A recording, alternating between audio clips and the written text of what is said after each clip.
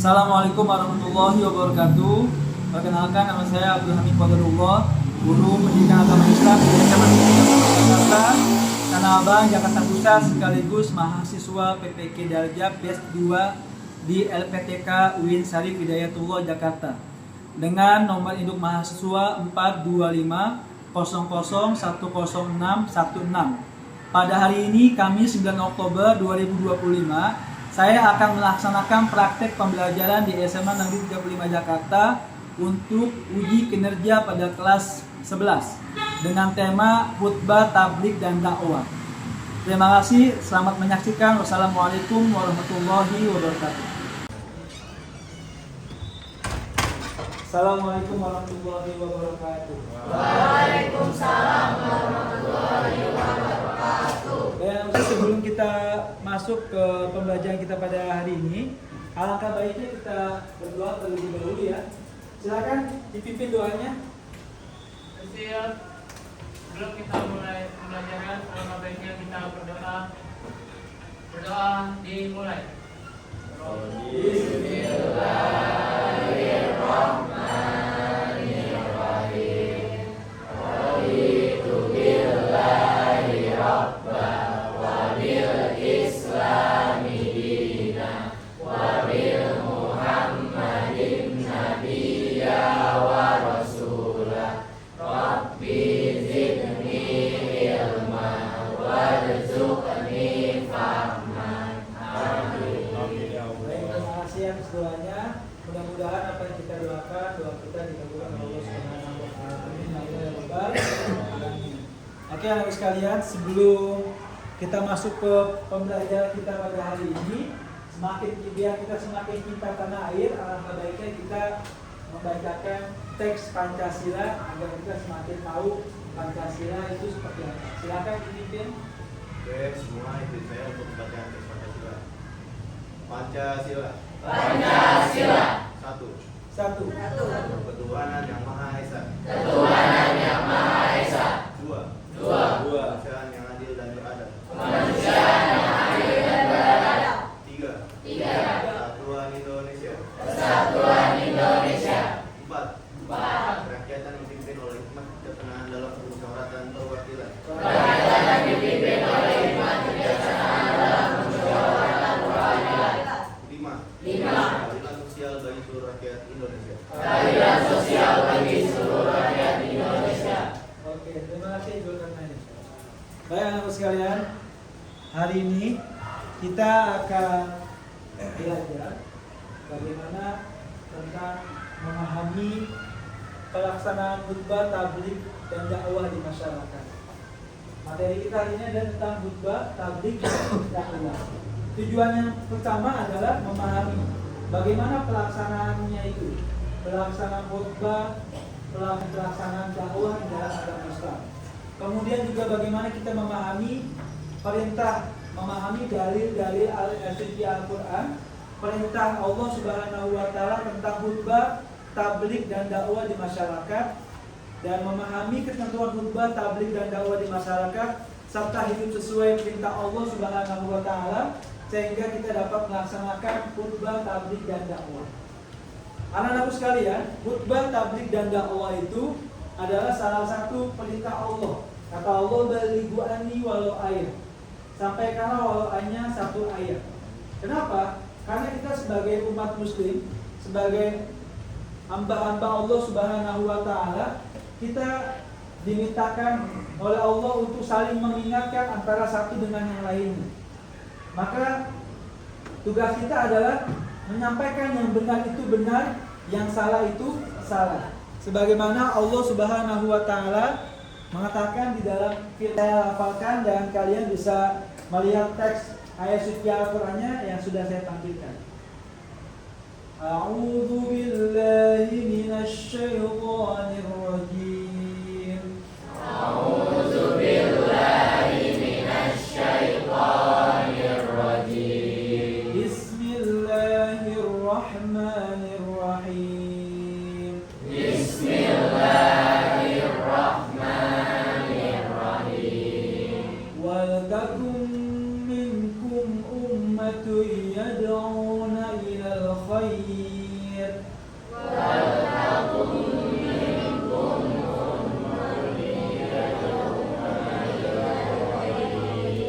Wa ya'muruna bil ma'rufi wa yanhauna 'anil munkar.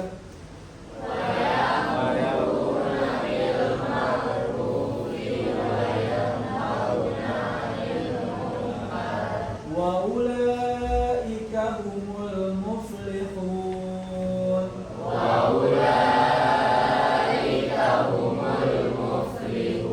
Shadaqallahul azim. Baik, sekalian. Ini adalah salah satu perintah Allah kepada kita agar kita mampu atau mengajak kepada kebaikan. Wa ya'muruna bil ma'ruf. Mengajak kepada kebaikan, menyampaikan kalau itu adalah perintah Allah, kalau itu adalah larangan Allah Subhanahu wa taala. Jadi ketika kita melihat sesuatu yang ma'ruf dan sesuatu yang munkar, kita nggak boleh diam, anak-anak sekalian. Kita tidak boleh cuek begitu saja. Maka dalam materi agama Islam kita pada hari ini, kita mengenal ada beberapa cara agar kita dapat mengajak kepada kebaikan dan mencegah kepada yang ma'ruf dan munkar. Apa saja? Yang pertama ada metode yang kita kenal dengan metode khutbah. Kemudian yang kedua ada metode dakwah. Kemudian yang ketiga ada metode yang kita kenal dengan istilah tabligh. Khutbah, tabligh, dan dakwah tentu punya ketentuan dan pelaksanaannya masing-masing. Khutbah, tabligh, dakwah pasti pelaksanaannya ada pelaksanaannya yang sudah ditentukan dan tidak boleh dilaksanakan sesuai dengan keinginan kita. Kita sering dengar ada khutbah Jumat ketika melaksanakan sholat Jumat. Kita sering ketika merayakan hari raya Maulid Nabi ada dakwah. Kemudian juga kita sering ada teman kita yang saling membantu, saling menolong, saling mendoakan, atau yang kita kenal dengan istilah tabligh, mengajak kepada kebaikan. Maka ketiga metode inilah khutbah, tabligh, dan dakwah salah satu perintah Allah Subhanahu wa taala agar kita mampu untuk mengajak kepada yang baik dan mencegah kepada yang munkar. Coba lihat ayat terakhir Allah katakan wa ulaika humul muflihun. Apa artinya? Artinya adalah agar kalian berbahagia, agar kalian itu senang di dunia dan di akhirat. Kalau kita melakukan kesalahan kemudian tidak diingatkan oleh teman kita, kira-kira gimana? Pasti akan terus kita melakukan kesalahan demi kesalahan. Tetapi kalau kita ada yang ngingetin, ada yang ngasih tahu kalau ini salah, ini benar, maka kira-kira yang terjadi apa pada diri kita? Kira-kira terjadi pada diri kita, pasti kita harus tetap berhati-hati melaksanakan atau menjalankan apa yang sudah kita lakukan. Baik anak-anak sekalian, khutbah, dakwah, tabligh ini kita nggak bisa sekedar hanya tahu kata-kata atau istilah ketiga metode tersebut. Tapi kita juga perlu lebih mendalam lagi tentang bagaimana syarat-syarat khutbah, syarat-syarat untuk menjadi khatib, kapan pelaksanaan khutbah dilaksanakan, begitupun pula dengan dakwah dan begitupun pula dengan tabligh. Maka dari tahu lebih mendalam lagi tiga metode yang kita kenal dengan istilah khutbah, dakwah, dan tabligh, dengan sama-sama kita membuat 3 kelompok ya. Silakan kita buat 3 kelompok dari sekarang. Oke, anak sekalian sudah dibuat kelompoknya? Kelompok 1 angkat tangan. Oke, kelompok 1 sudah siap ya. Kelompok 2, kelompok 3. Oke ya, kelompok 3. Kelompok 1 membahas tentang yang tadi sudah kita sepakati ya. Masuk tentang apa? Kelompok 2 tentang tabligh. Kelompok 3 tentang dakwah. Oke, anak sekalian, sekarang silakan kalian diskusi, cari sumbernya dari buku paket yang ada. Boleh juga kalian searching di Google materi-materi yang sudah kita sepakati sesuai dengan kelompoknya masing-masing ya. Paham? Oke, silakan dikerjakan.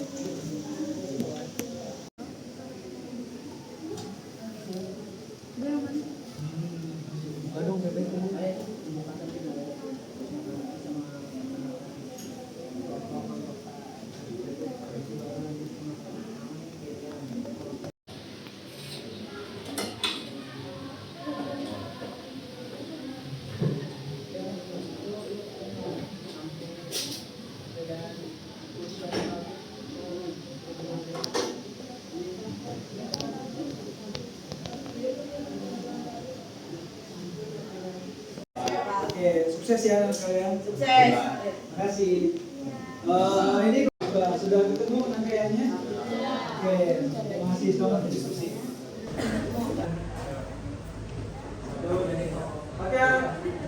Oke, anak sekalian sudah selesai musyawarahnya, diskusinya. Oke, kalau sudah, untuk itu kita akan sama-sama menyaksikan dan mendengarkan perwakilan dari tiap-tiap kelompok ya. Dari tiap-tiap kelompok akan menyampaikan hasil diskusinya. Nah, sekarang kita akan mendengarkan kelompok dari perwakilan kelompok 1 yang akan mempresentasikan tentang materinya, yaitu tentang materi khutbah. Kepada perwakilan kelompok 1 dipersilakan.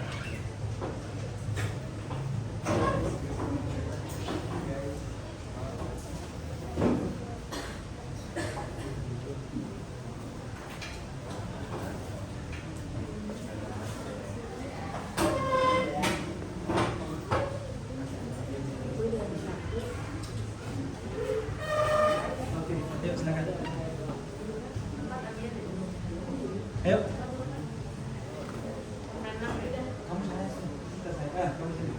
Kamu sini.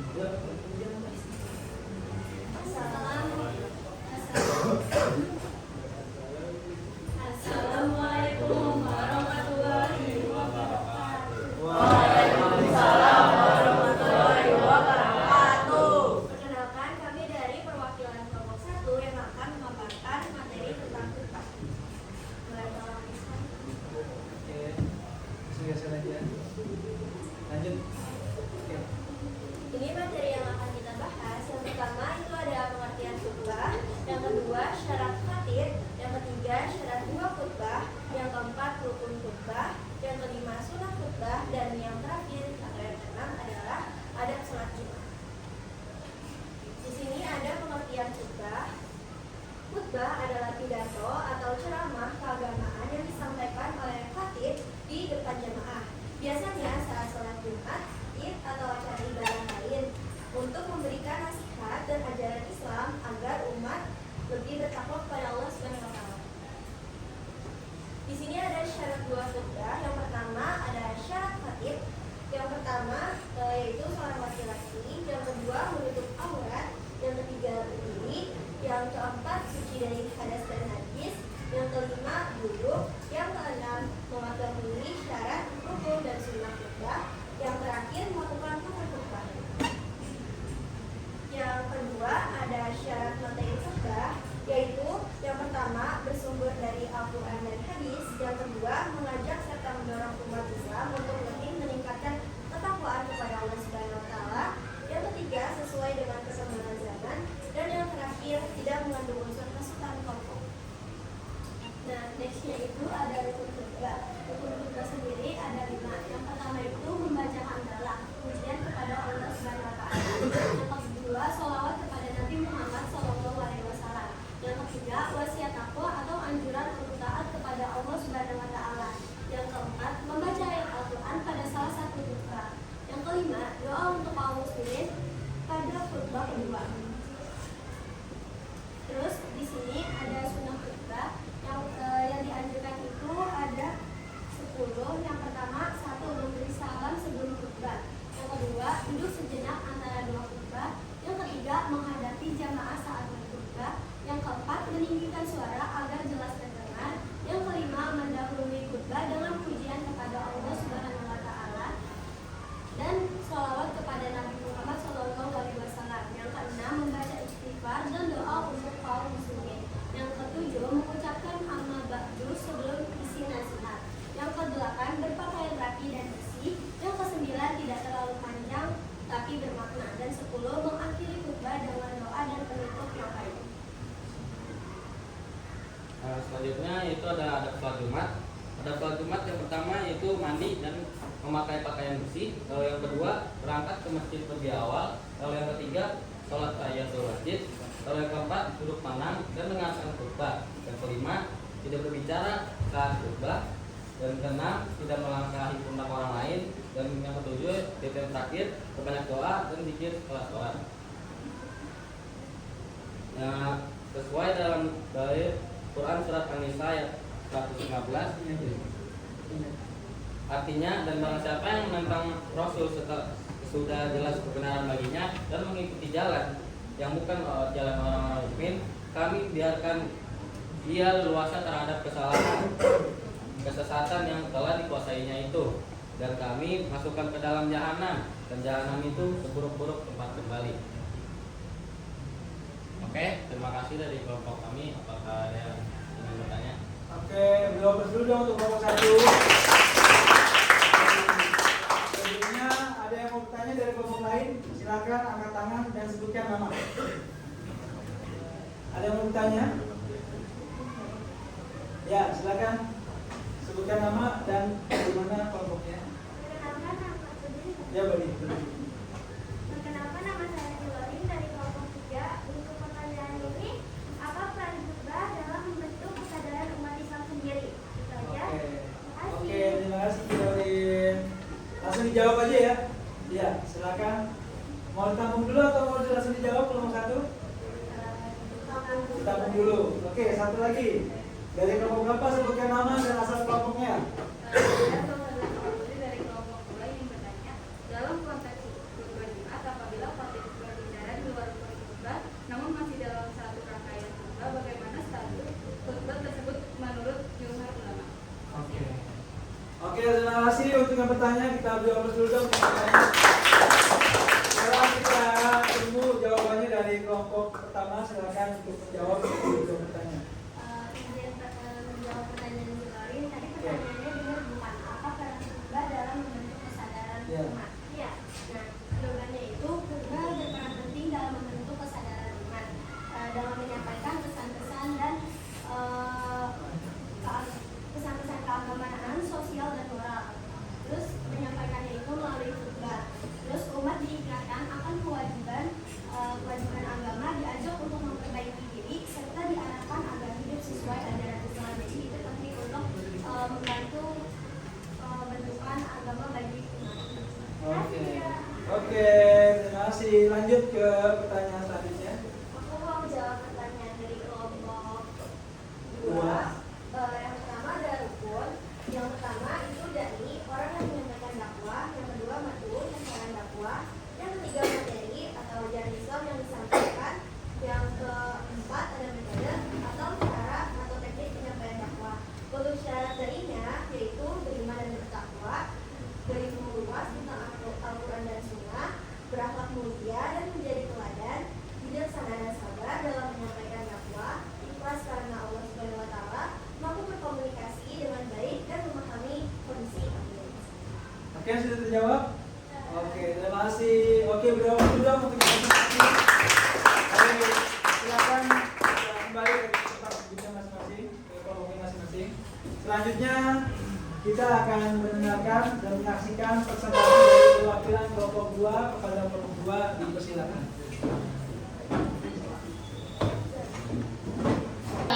Waalaikumsalam warahmatullahi wabarakatuh. Perkenalkan, saya Rahmat Maulana, saya perwakilan dari kelompok 2 yang akan memaparkan tentang pelaksanaan tablik di masyarakat. Lanjut. Jadi yang pertama ada pengertian tablik. Tablik menurut bahasa Arab itu balaga yubligu tabligan, yang artinya menyampaikan atau menyebarkan pesan secara lisan atau perkataan. Terus tablik menurut istilah yaitu kegiatan menyampaikan pesan agama Islam melalui momen tertentu dengan tujuan agar umat Islam mengikuti perintah Allah Subhanahu wa taala sesuai Al-Quran dan hadis. Tablik dapat dilakukan di masjid, lapangan terbuka, dan sebagainya.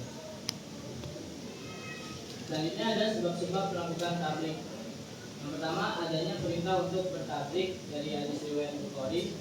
Yang kedua, adanya perintah untuk memberikan peringatan dari Quran surat Az-Zariyat surat ke-51 ayat 55. Yang ketiga, adanya perintah mencari investasi akhirat sebanyak-banyaknya dari hadis riwayat Muslim. Selanjutnya ada dalil perintah tablik hadis riwayat Bukhari. An Abdillah bin Amwar anna Nabi sallallahu alaihi wasallam qala Balihu annahu ayatan wa hadinu an bani Israila wala kharaja wa man kadzaba alaihi muta'ammida qul yatabawwa maq'adahu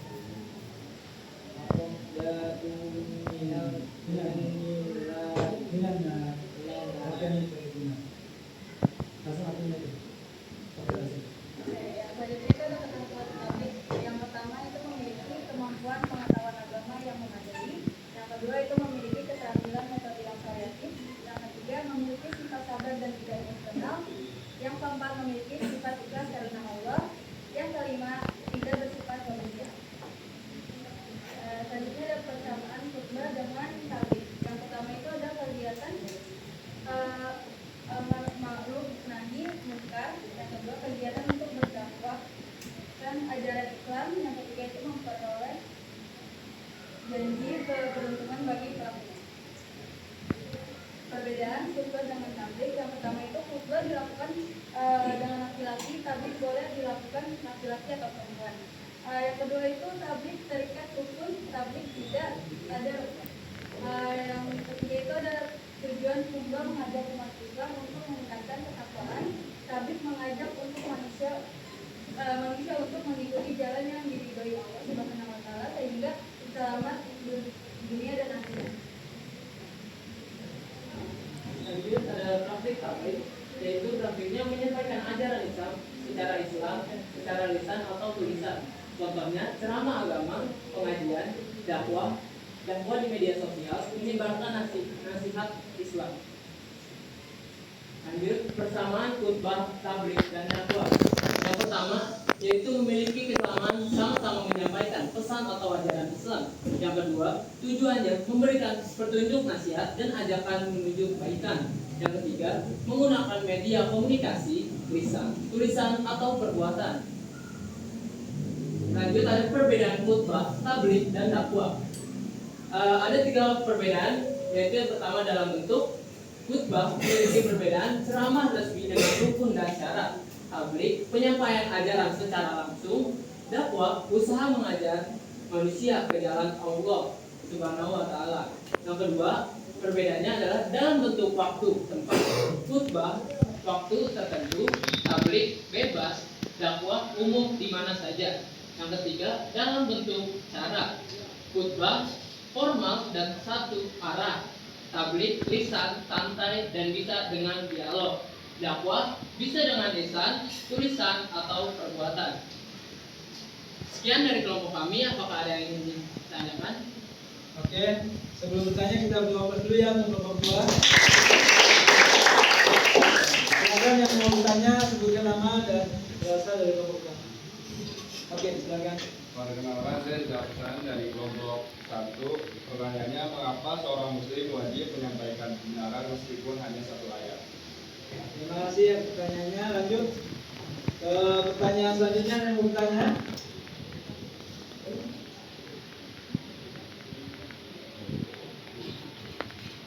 Kelompok kedua apa mau ditampung dulu atau langsung dijawab?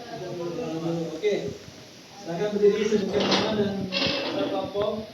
Nama Nasional Priadina, saya dari kelompok dakwah. Saya ingin bertanya untuk kelompok tabligh. Kan tadi tabligh artinya menyampaikan. Nah, apakah tiap muslim wajib menyampaikan ajaran agama Islam meskipun agamanya Muslim? Oke. Terima kasih. Selanjutnya ada lagi mau bertanya? Tidak ada ya? Hanya 2 kelompok. Oke, silakan. Saya izin menjawab pertanyaan dari kelompok 1. Soalnya itu mengapa seorang muslim wajib menyampaikan kebenaran meskipun hanya ayat benar? Jawabannya itu karena Rasulullah SAW bersabda, sampaikanlah ayat, sampaikan dariku walau hanya 1 ayat. Nah, hal ini menunjukkan bahwa setiap muslim punya kewajiban menyebarkan ilmu yang dimiliki, sekecil apapun. Dengan menyampaikan ilmu jadi bermanfaat, pahala terus mengalir serta membantu orang lain mengenal kebenaran. Oke, sudah terjawab? Oke, terima kasih atas jawabannya. Lanjut pertanyaan Saya akan selanjutnya. menjawab pertanyaan kelompok 3, yaitu arti tabligh menyampaikan. Apakah tiap muslim wajib menyampaikan ajaran Islam meskipun ilmunya masih sedikit? Jawabannya ya. Setiap muslim wajib menyampaikan ajaran Islam meskipun ilmunya sedikit, asalkan yang disampaikan benar dan orang yang menyampaikan pun memahami. Nabi Muhammad SAW bersabda, "Sampaikanlah dariku walaupun satu ayat." Hadis riwayat Bukhari yang menunjukkan pentingnya berbagi ilmu meskipun hanya sedikit. Coba kita jawab. Sudah jawab? Oke, beri aplaus dulu untuk pembuka. Mungkin ini saja yang bisa saya sampaikan. Kurang lebihnya mohon maaf. Wassalamualaikum warahmatullahi wabarakatuh. Oke, terima kasih untuk berdua. Selanjutnya, marilah kita sama-sama menyaksikan dan mendengarkan presentasi dari kelompok 3. Kepada kelompok 3 dipersilakan.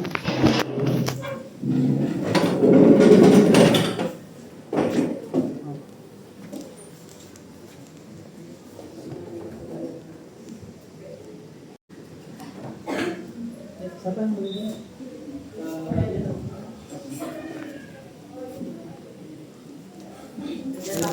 Satu, dua, tiga. Kepada kelompok 3 dipersilakan.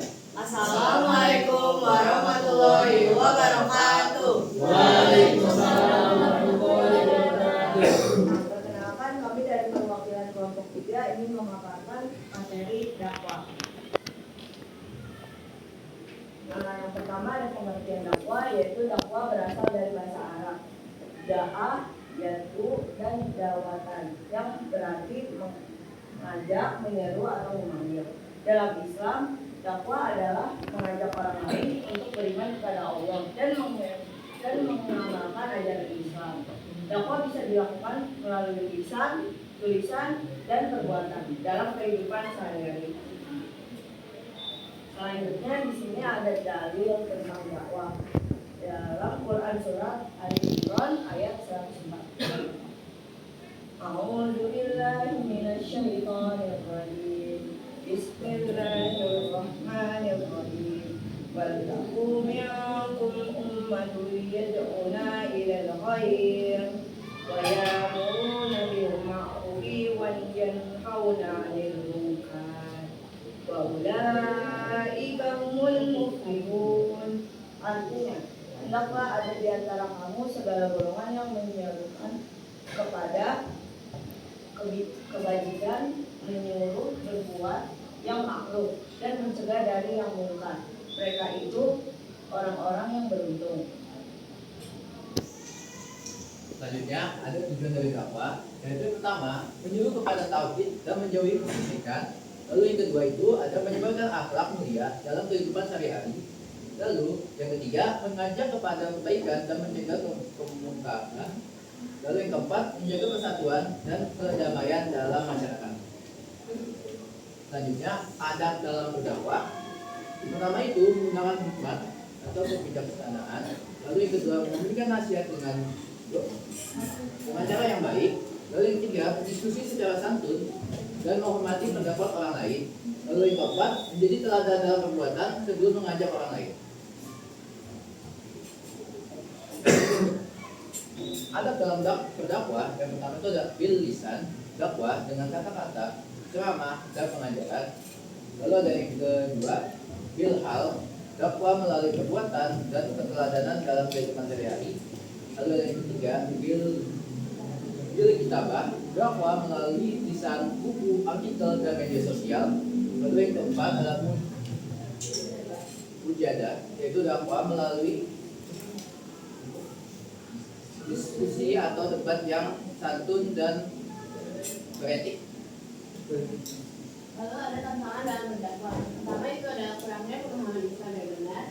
Yang kedua ada hoax dan informasi palsu di media sosial. Yang ketiga kurangnya keteladanan dari para pendakwah. Yang keempat munculnya dakwah yang mengandung unsur kekerasan. Yang kelima kurangnya minat masyarakat dalam kajian keislaman. Lalu ada solusinya untuk dakwah yang efektif. Yang pertama itu ada menggunakan bahasa yang mudah dipahami. Yang kedua ada menegakkan akhlak yang baik dalam kehidupan sehari-hari. Yang ketiga memanfaatkan media digital untuk menyebarkan dakwah. Yang keempat menjalin hubungan baik dengan masyarakat sekitar. Yang kelima membantu masyarakat dengan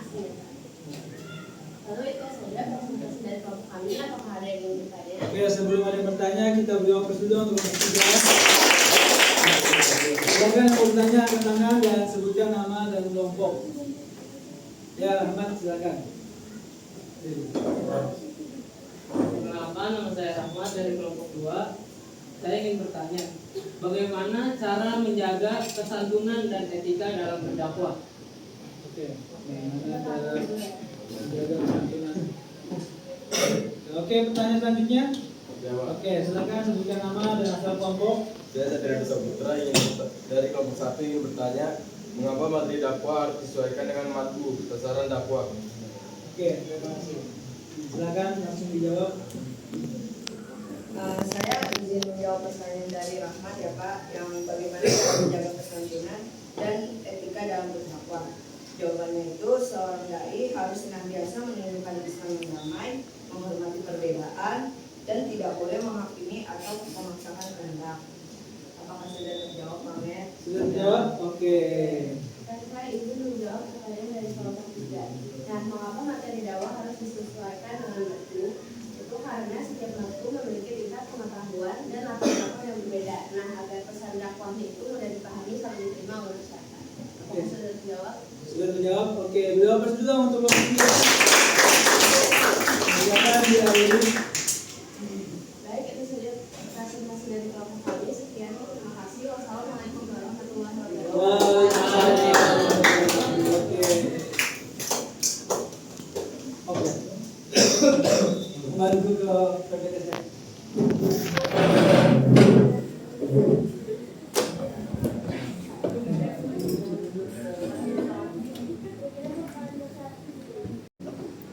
Oke.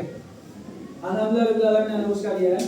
Baru saja kita mendengarkan dan menyaksikan bersama-sama hasil diskusi dari kelompok 1, kelompok 2, dan kelompok 3. Sebelum itu, marilah kita upload satu tepuk tangan untuk kita semua. Itu banyak hal, banyak sesuatu yang baru, penambahan-penambahan dari hasil diskusi yang sudah kita diskusikan tentang khutbah, tentang tabligh, tentang dakwah, bagaimana tujuannya, apa syarat-syaratnya, dan bagaimana ketentuan-ketentuan yang sudah kalian diskusikan dari ketiga metode tersebut. Oleh karena itu, di akhir pembelajaran pada hari ini ada pertanyaan yang perlu kalian kerjakan di depan dari masing-masing tiap kelompok. Di sini ada pertanyaan tentang persamaan dan perbedaan khutbah dari dakwah itu sendiri itu apa. Jadi saya minta perwakilan dari kelompok 1, kelompok 2, dan kelompok 3 untuk siap-siap untuk maju ke depan. Saya minta untuk kelompok 1 dulu, siapa yang mau maju ke depan? Ya, silakan untuk maju ke depan dan diisi jawaban yang sudah disiapkan. Kolom yang sudah disiapkan.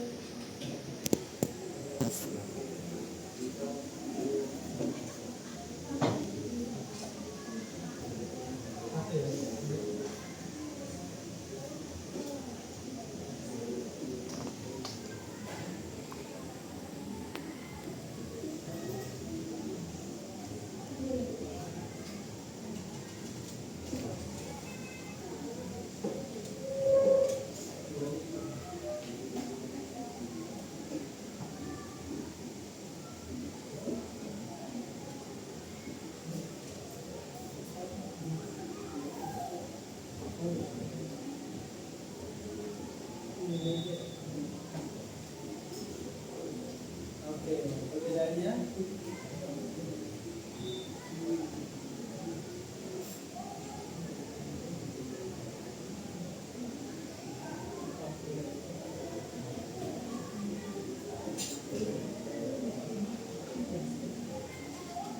oke, kita baca dulu ya. Persamaannya adalah sama-sama menyampaikan ajaran Islam. 2, mengajak umat menuju kebaikan. Perbedaannya adalah waktu pelaksanaan. Yang kedua adalah tempat. Oke, beliau dulu untuk perwakilan. Selanjutnya perwakilan dari kelompok 2. Siapa yang mau menunjuk? Oh,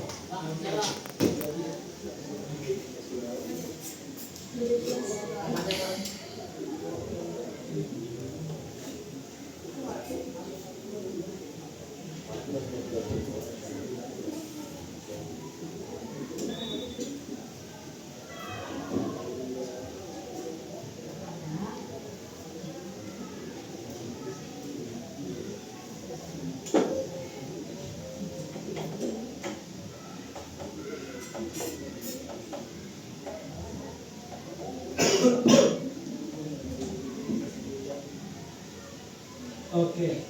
Persamaan yang pertama, makasih ya. Menyampaikan nilai-nilai Islam. Yang kedua perbedaannya adalah secara konsep. Dioplos dulu untuk kelompok 2. Oke, sekarang kita dengarkan perwakilan dari kelompok 3. Siapa yang mau maju? Oke, silakan saya.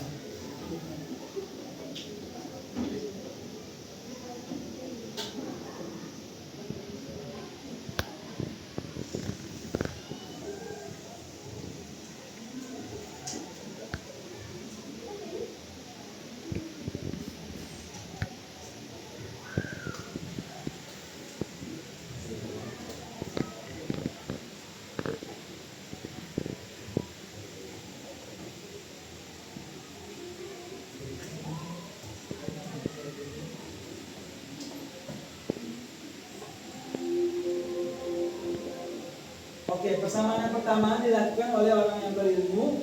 Perbedaannya adalah bentuk penyampaiannya. Jawab itu kelompok 3.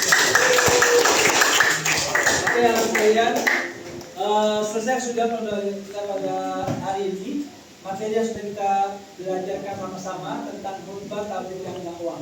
Mudah-mudahan dengan materi ini kita dapat memahami tujuan dari khutbah, tabligh, dan dakwah itu sendiri, dan kita mampu mempraktikkan dalam kehidupan kita sehari-hari sebagai khotib atau tabligh atau orang menyampaikan dakwah. Marilah sama-sama kita akhiri pembelajaran kali ini dengan mengucapkan alhamdulillah bersama-sama. Terima kasih atas perhatiannya. Wassalamualaikum warahmatullahi wabarakatuh. Silakan kalian kembali ke tempat